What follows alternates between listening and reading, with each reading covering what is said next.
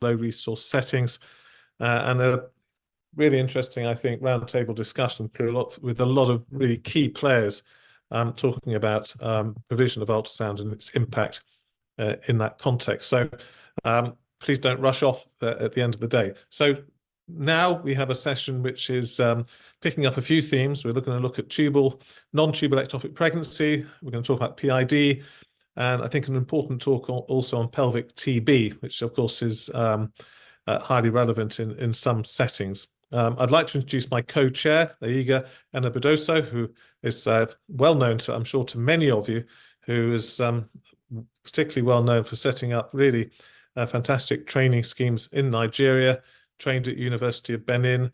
Actually, your CV is so long, it's quite extraordinary. So I can only congratulate you.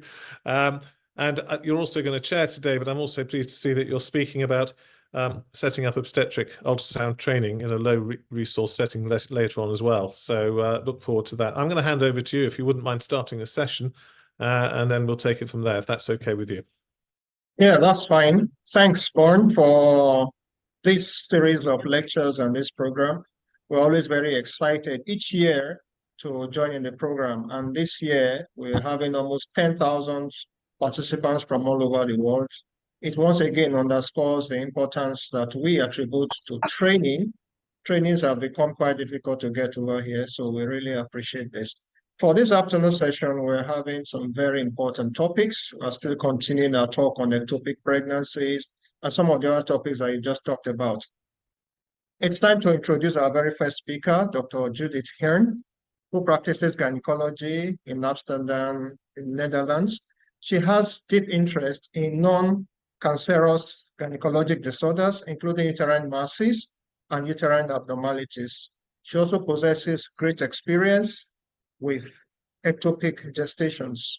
No wonder this evening she will be speaking to us on non-tubal ectopic pregnancies and also cesarean scar pregnancies. Judith, over to you. It's a great honor to discuss with you the diagnosis and management of non-tubal ectopic pregnancies. Most prevalent non-tubal ectopics are cesarean scar pregnancy, interstitial pregnancy, and a pregnancy in the rudimentary horn. I would like to stress that we should not use the term cornual because different definitions have been used, and this is really misleading. The aim for today is that I would like to increase the awareness for this type of ectopics, to discuss how to diagnose and to provide a brief overview of the most important classification and related treatment options. Early diagnosis is extremely important because it reduces severe complication, and particularly massive bleeding. For example, cesarean scar pregnancies are only recognized in 14% of the cases during a complicated D&C, and this is something that you really would like to prevent. But the problem is that these type of pregnancies are often not recognized or too late. And a Dutch famous football player said once, you will only see it when you get it. So pattern recognition is important, but I think that structural assessment of the uterus is even more important. I advise you to scan the entire uterus from left to right and from cervix to fundus. This will prevent a misdiagnosis. If you do not recognize it, then 3D, if you have the ability and the possibility to use 3D ultrasound, it might help you to recognize abnormal localization. However, I think that the use of power Doppler is even more important. If you look at this patient in the mid-sagittal plane, then you might think that we're dealing with a complete miscarriage or a pregnancy of unknown location. But if you scan the entire uterus from left to right and cervix to fundus, then you will see that this pregnancy is located completely laterally, and in particular in the transversal plane on the left side, you will see that this pregnancy is actually protruding towards the pelvic side wall. So we're dealing with a cesarean scar pregnancy. The prevalence of cesarean scar pregnancy is estimated to be 1 in 11 or 1 in 1800. However, we do not know the exact prevalence because most of these ectopics are only have a miscarriage before they are diagnosed, and the definition is important and affects, of course, the prevalence as well. We do know that we see more and more cesarean scar pregnancies due to the fact that there is a strong global increase in cesarean section rates. What about treatment? Well, the cesarean scar pregnancy registry shows that currently the most applied treatment is still MTX and DNC. However, we do see that MTX is less successful, as we normally know, for its treatment in normal ectopics or pregnancy of unknown location. If you look at the treatments of DNC or local excision or the application of the balloon, then success rates of over 90% are reported with relatively low complication rates. However, in this cesarean scar pregnancy publication, no subgroup analysis have been performed. It was not based on its classification and also not on the gestational age. And we do know, for example, that the balloon treatment was mainly applied in cesarean scar pregnancies of a low gestational age. In the literature, different definitions have been used, and it's very important that we all talk the same language to collect more evidence. So therefore, we performed a Delphi procedure among international experts and made a uniform definition and sonographic reporting system. We defined cesarean scar pregnancy as a pregnancy which is located partly in or completely in the uterine niche. So this means that you do need to have a niche. We advise to scan the entire uterus, so this means that you should not zoom in immediately on the fetus to assess viability, because then you might miss him. In this case, you might consider that we're dealing with a normal located pregnancy, but if you zoom out, you will immediately recognize the cesarean scar pregnancy. And recognition becomes more difficult with advanced gestation. You see here viable fetus, but if you zoom out, then you will recognize the cesarean scar pregnancy. Power Doppler or color Doppler really helps you to identify abnormal localization, but also to differentiate it from an ongoing miscarriage. We try to make an easy classification system, and we located the classification based on the location of the cesarean scar pregnancy in relation to two imaginary lines. First of all, the uterine cavity line, and secondly, the outer serosal line. A type 1 cesarean scar pregnancy was defined as pregnancy where the larger part crosses the uterine cavity line, so it protrudes towards the cervix or the uterine cavity. While a type 2 cesarean scar pregnancy is the largest part embedded in the myometrium and it does not cross the serosal line. While a type 3 cesarean scar pregnancy does cross the imaginary serosal line. In the transversal plane, if you use color or power Doppler, helps you to locate the pregnancy, but also to assess its relation with the uterine arcade or the uterine arteries. And this helps you to predict the risk of bleeding if you consider, for example, a DNC. If you do have the ability of 3D, it might help you to assess its localization. In here you recognize twin pregnancy located in a very lateral niche. Does this classification system also change treatment? Well, therefore I would like to share with you our experience in our local center. Our protocol is that if we have a cesarean scar pregnancy type 1, then we counsel the patient for 2 options, or DNC under ultrasound guidance, or expective management. But then we counsel her on the risk of placenta acquita spectrum and also on the need of a hysterectomy after cesarean section. In case of a type 2 cesarean scar pregnancy, we advise her to undergo a DNC under ultrasound guidance. And finally, in case of a type 3, when it crosses the serosal line and a thin residual myometrium, then we mostly advise her to undergo a laparoscopic niche resection. But if you do not have the ability or the expertise, then of course MTX is also an option. Just to share some examples with you.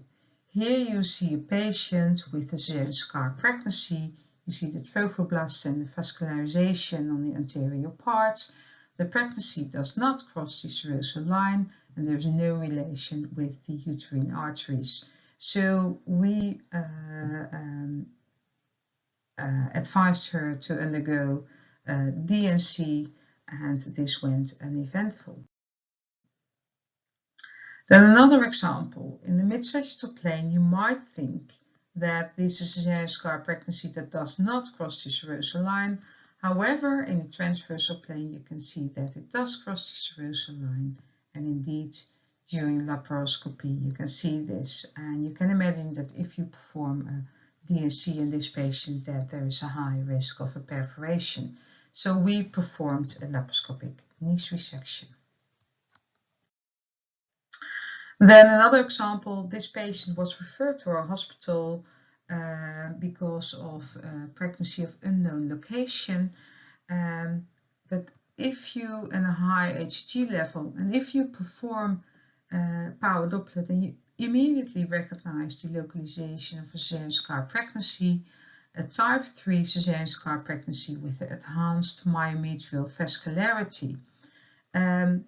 She had already decreasing, so the initial was very high, but she had already decreasing HCG levels, so therefore we advised her just to wait and expective management. And this is the situation after 12 weeks. She had complete resolvement of the pregnancy with a small niche, and we just advised her to try to become pregnant. Then a patient that was referred to us because of suspected cesarean scar pregnancy. You can recognize the localization, thick residual myometrium. It's embedded in the myometrium and it does not cross the serosal line, and the largest part is protruding towards the uterine cavity. So we're dealing here with a type 1 cesarean scar pregnancy. And because she was already 41 years old, we counseled with her that expective management is also an option, but that she had a high risk of placenta acquita spectrum. And indeed, this developed until placenta acquita spectrum, and she received a hysterectomy after her cesarean section. The last example that I would like to discuss with you is a patient that had a gestation of 13 weeks, no viable fetus, but she had severe pain, some blood loss, and because of the risk of a uterine rupture, she was referred to our hospital. And you can see here with the ultrasound that there is advanced vascularity, and so we're dealing here with a type 3 cesarean scar pregnancy, severe pain, and already some signs of placenta acquita spectrum. So we performed a laparoscopic niche resection. Here you see the situation with some blood in the abdomen, adhesions, and after adhesiolysis you can see the cesarean scar pregnancy with abnormal vascularization. And indeed, we see a placenta acquisitor spectrum, and also you can recognize the hematoma right here. We excised all the abnormal tissue and the thin part of the niche and restored the uterus, sutured it in 2 layers. What about the results? Well, applying this classification, we can see that 31 of our cases in which we performed the DSC were successful without heavy bleeding, and the same accounts for our laparoscopic niche resection. Concerning the expectant management group, or the MTX group, we see that in the end we had to perform additional treatments, so these were less successful. But it's even more important not only to look at the complications during the treatment, but also to the results of the subsequent pregnancy. And we found that the time to the subsequent pregnancy was much longer in patients who had MTX compared to the patients who had DNC or laparoscopic niche resection. So the MTX is the green line here.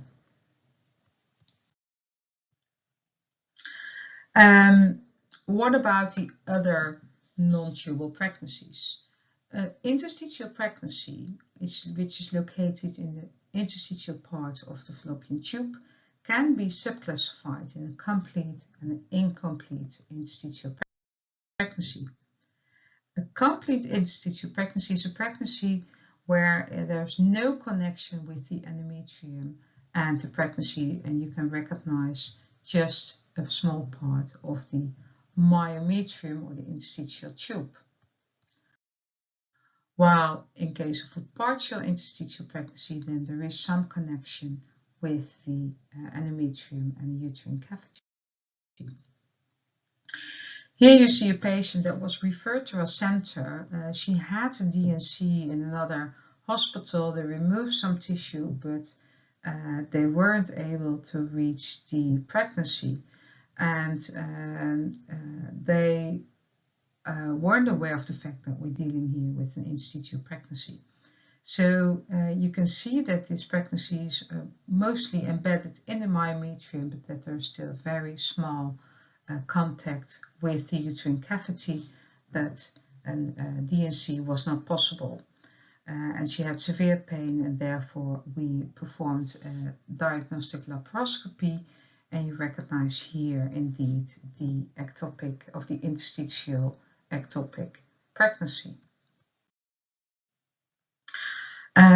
What is important is that you should be aware of the fact that if you have an abnormal uterus, so in case of congenital anomaly or severe adenomyosis or fibroids, it might be very difficult to distinguish between a normal located pregnancy and an interstitial pregnancy. And for example, if you have a septum, like in this patient, then you should not terminate this pregnancy. And in particular in these cases, I think that 3D ultrasound is of additional value. Here you see an example of a patient that was referred to us because of a suspected interstitial pregnancy, and they asked if they should give MTX.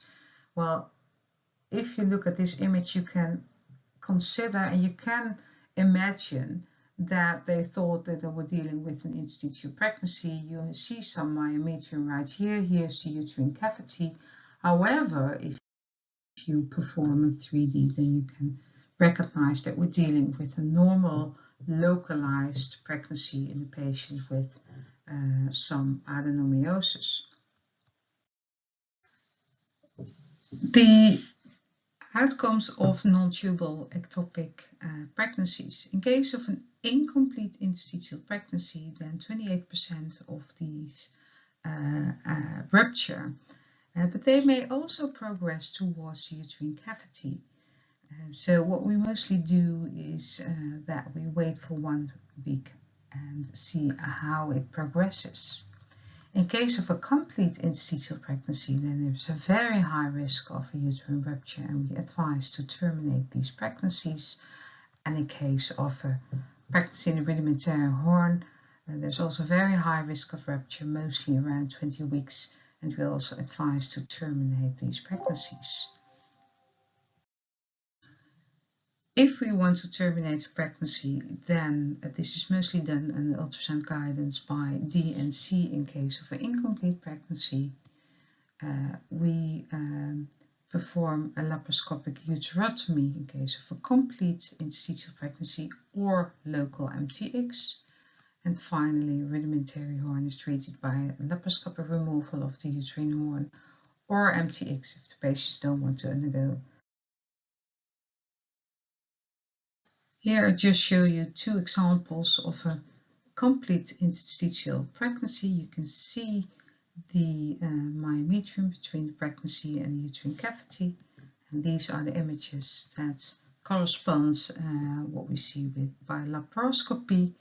You can see that the pregnancy is partly embedded in the myometrium, and this is the result after uterotomy and removal of the pregnancy, and this is the result after 3 months, and you can see that the entire uterine cavity has been preserved with a thick residual myometrium.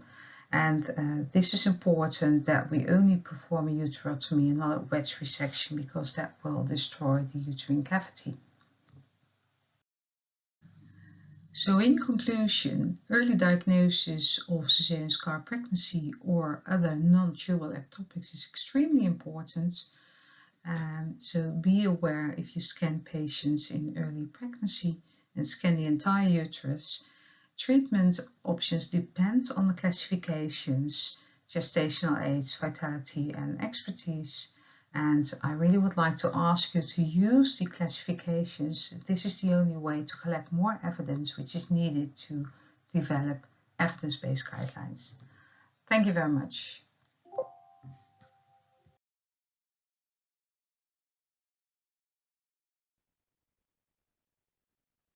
Yeah, thanks, Judith, for such a very brilliant lecture. We all know the importance of ectopic gestation, and for us and our client, it's one of a very important causes for maternal mortality, which actually can be avoidable if the diagnosis is made quite early. You've also mentioned very importantly the issue of cesarean section scars. And I think there are actually harbingers for morbidly adherent placenta, the placenta accreta syndrome. And that's also becoming a leading cause of postpartum hemorrhage and eventual maternal mortalities in our environment. So you've talked about the various types, and possibly type 3 obviously should be the worst of this. And if you were to make the diagnosis early, would you advise a continuation of the pregnancy? Well, that depends a little bit on the type of the cesarean scar pregnancy. So if it's a type 1, then you have to follow up, because a type 1 initially in the low gestational age may progress towards type 2 or sometimes even a type 3. So if you want to continue the pregnancy, then careful follow-up is really important. And I think if the largest part is progressing inside the intrauterine cavity, then you can consider to preserve the pregnancy, but then you really need to counsel the patients on the high risk of placenta accreta spectrum, as I discussed. And if patients want to have even more children than one, so 1 or 2 more, then you also can consider to terminate the pregnancy, because there is a very high risk that you need to remove the uterus after cesarean section. So if patients say, I really would like to have 2 or more children, then it might be a better option to terminate the pregnancy. If it is really already a type 2 or type 3 pregnancy, a cesarean scar pregnancy, then the risk of rupture and complications is very high. So in these cases, I think we should advise the patient to terminate the pregnancy to prevent severe morbidity and even mortality. Yeah, thank you very much. I also noticed that you talked about the anemia in some of these patients with non-tubal ectopics. even in the absence of bleeding, what could be the cause of such cases? I also note too that I teach students that in the first trimester, if you find a woman who persistently is anemic, then you need to rule out an ectopic pregnancy, especially the non-tubal ectopics. Yeah, well, I think the problem with interstitial pregnancies, if they have severe pain, mostly they give, if you have intra-abdominal bleeding, then patients have pain or might be in shock if there's really a rupture. And this is something that is, in particular, the pregnancies in the rudimentary horn, they can be asymptomatic for a very long time, and mostly they rupture between around 20 weeks, and then it goes fast because it's very well vascularized, and they may go into shock, deep shock, very fast. So the problem is that you not only rely on the anemia, but in particular on the symptoms and on the imaging. So if you have the ability to perform ultrasound scanning, this is important.